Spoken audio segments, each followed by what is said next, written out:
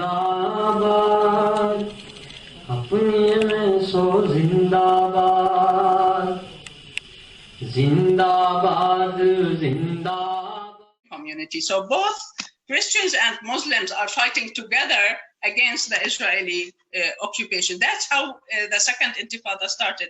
The second intifada thought that they have to go with a military resistance, by popular and military resistance. And the Israelis,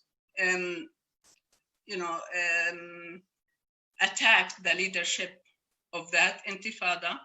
For example, Marwan Barghouti was one of the famous figures. Exactly. Was arrested, and he's still in prison until now. That's the difference between the first and the second intifada. They introduced the armed struggle into the intifada, and then the Israelis barged into the West Bank, and they reoccupied the West Bank. Actually, it is under occupation, but they reoccupied the cities, which is the symbol of the Palestinian Authority. That's where the Palestinian Authority exercising their power within the Palestinian society. So by barging into all these cities, surrounding the headquarters of Yasser Arafat, and then demolishing parts of the headquarters, leading to Arafat's assassination. After Arafat, it is a totally different era. After Arafat, Mahmoud Abbas has a different strategy, which is a strategy of negotiation. He continued this negotiation, even though he has nothing in his hands. Everything is under the Israeli control. The Oslo agreements had an interim period of 5 years, from 1993 up until 1998, where they will settle the borders, the right of return to the refugees, dismantling the settlements of the West Bank, the water, the ports, seaports, airports, etc. None of that has been accomplished. In a brief, Israel got everything from the Oslo Accords, while the Palestinians didn't get anything. Up until the war, the siege on Gaza, and the several wars that was carried against Gaza, these all is leading to one thing, that the Zionist colonial entity is going forward, going onward with its major project.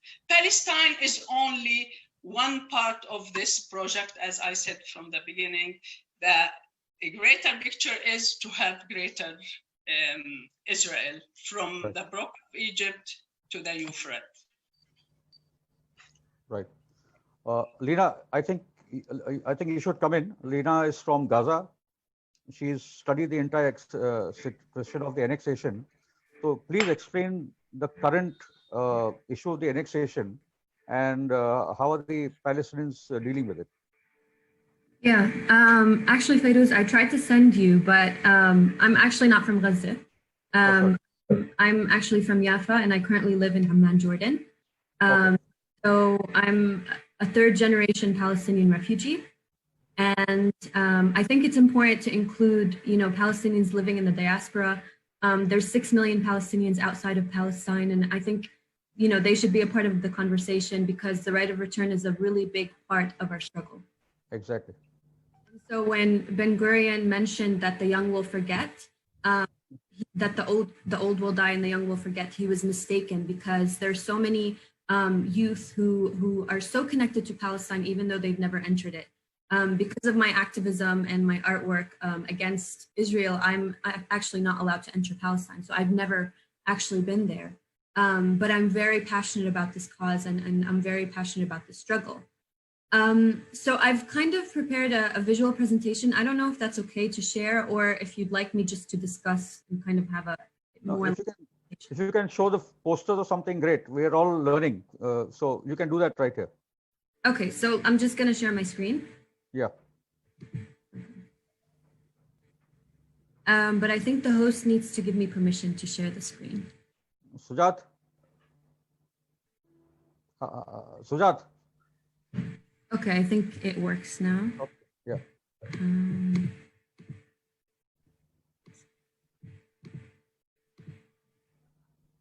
Okay, can you see my screen okay? Yeah. Yes. Okay.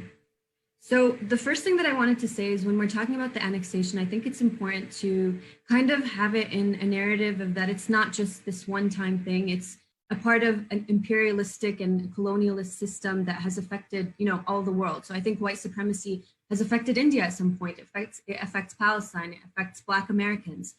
So it's all connected in this white supremacy system of oppression. And as Ms. Amal mentioned, the narrative for Zionism has always been to expel the Palestinians. There was never an idea of keeping Palestinians or having a two-state. We see this throughout history. Even the United Nations considered Zionism as a form of racism. And most recently, Netanyahu declared that as long as he's there won't be a Palestine. So this is a colonialist project. It's not simply a state annexing some land. It's a project that has always aimed to expel Palestinians from historic Palestine. Now, just to introduce myself a little, I'm an artist and I use art as a way to highlight the oppression of Palestinians. And so when we're talking about annexation, when we're talking about colonialism, we need to talk about the people that are being affected. And so I like to highlight, the suffering of Palestinians. So for example, civilians being targeted by bombs in Gaza. For example, Ahmed Dawabshe, whose family was killed due to settler violence. Administrative detention, where basically Israel can just throw anyone in jail without a charge. And there are so many prisoners currently serving administrative detention. Racist laws that apply to, Israeli citizens of Arab and Palestinian origin within Israel, that actually affect the Israeli citizens who are Palestinian. Detention for children, which is Israel is probably one of the only countries in the world that still detains and throws children into jail. The targeting of medics and the targeting of journalists as well. Even autistic individuals. This is an occupation that is brutal and it does not care about humanity. And I also do work within the Gaza refugee camp in Jordan. And so I'm very connected with, the refugees here in Jordan as well.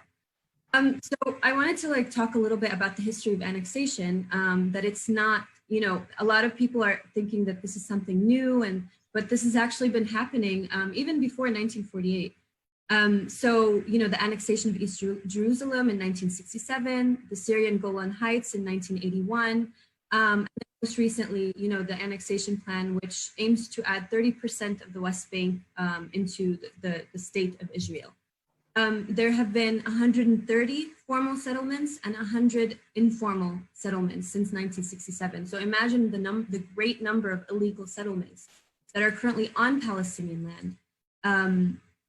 And so we can see from the maps that Palestine has just been getting smaller and smaller, and Israel completely disregards any international law. And its plan is basically to piece up Palestinian land and to have settlements scattered within Palestinian lands so that we don't have one unified Palestine. And this has always been their plan. And so with annexation, it's that idea of, the extension of a colonialist project. And you can see this all across Palestine. So I believe that Palestine is all of historic Palestine. And I think it's important for us to use that language because oftentimes we divide ourselves, Palestinians of 1948, Gaza, the West Bank, it's all Palestine. And so you see racist ethnic policies, even within Israel. You see colonization and apartheid within the West Bank. You see incremental genocide in Gaza, and the diaspora outside of Palestine are, refugees scattered in Lebanon, Jordan, even Syria, and they're deprived of the right of return. So as I kind of mentioned, there are so many ethnic racist policies. They imprison children, there's administrative detention, and the apartheid wall all of these are 21st century apartheid strategies.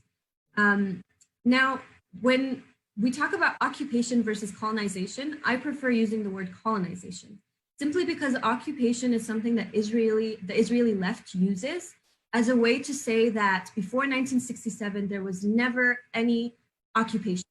That's when it started to happen. Before that, Israel was a legitimate state and everything was going fine.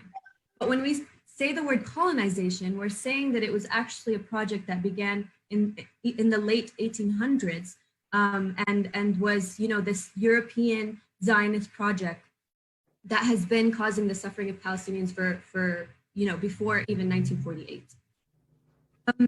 So I believe it's an extension, and these type of deals are an extension of this colonization. So the Balfour Declaration, the Oslo Agreement, and then now the deal of the century all leads to the displacement of Palestinians.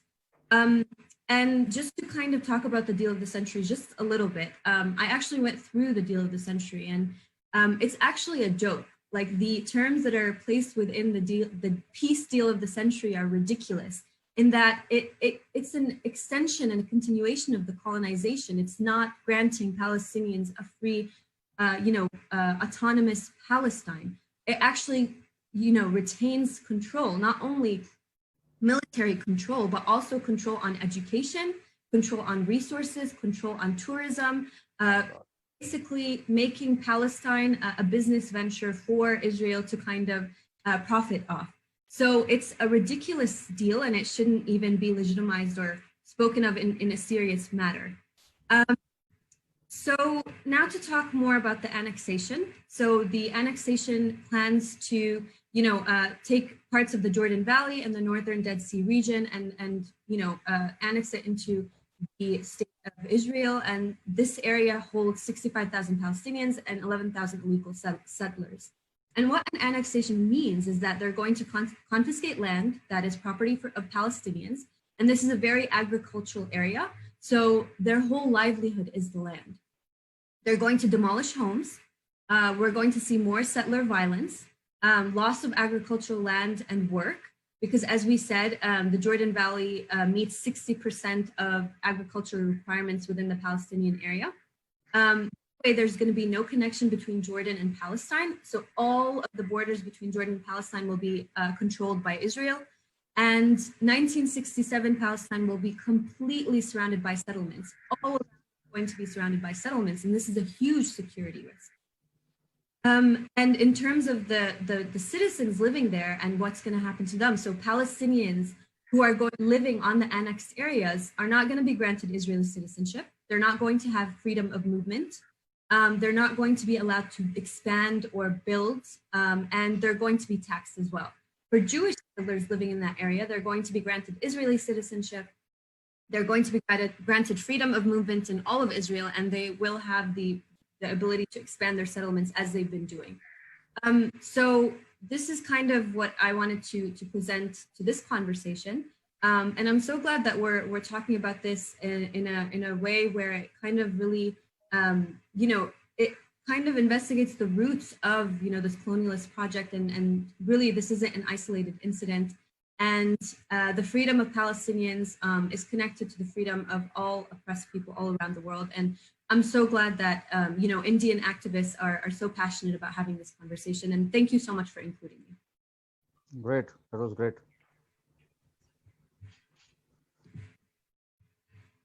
Lina, that was great.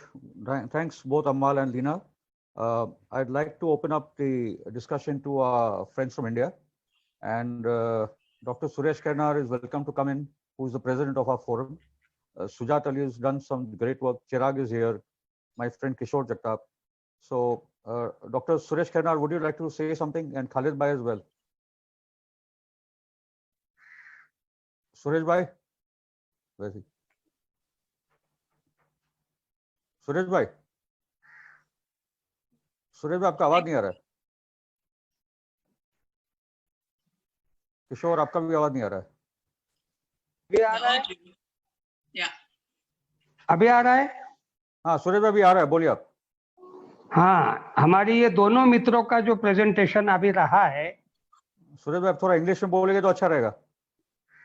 both our friends from Palestine are speaking very well, particularly present situation in Palestine, particularly West Bank and Gaza. And Lina's presentation